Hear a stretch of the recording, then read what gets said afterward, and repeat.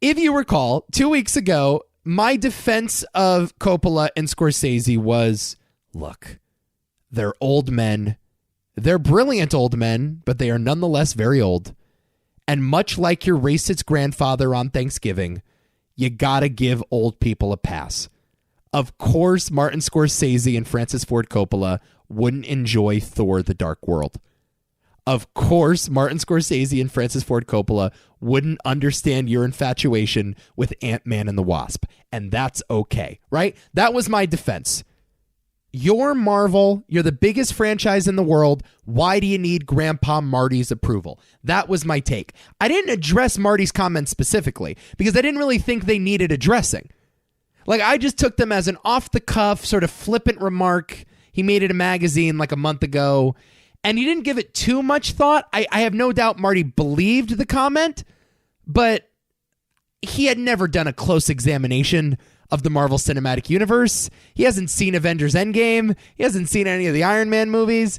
It doesn't matter, right? Like, I can agree or disagree with it, but at the end of the day, it doesn't matter. It's just an old man commenting on an industry that he's not involved in, which is fine. Okay, so just leave it alone. That was my take. Leave it alone, because I'm sure Marty would like to leave it alone as well. Well, this is where I was mistaken. This is where I was so sorely mistaken. Because motherfucker wrote an op-ed. Motherfucker called the New York Times and wrote an op-ed. I cannot believe this. It's just unbelievable to me. This hit, what was it, 7 p.m. last night? This hit Twitter. I lost my shit. Martin Scorsese, this is the headline. New York fucking Times. Martin Scorsese, I said Marvel movies aren't cinema. Let me explain. And explain does he. Boy, does he explain himself. In vivid detail, might I add. This is a full-on assault of the Marvel Cinematic Universe. This is about as good a diss track as you could possibly dream up. Drive-by murder at the hands of Martin Scorsese. Rest in peace, November 4th, 2019. The MCU. Holy shit. I can't wait to dig into this. But here's the thing. This is the mistake I made 2 weeks ago. Marty wants to have this fight. He is all in on this battle. Those comments to Empire Magazine a month ago were not flippant and off the cuff. I assumed they were. I was wrong. I assumed, Grandpa's just spouting off about healthcare again. Oh, no.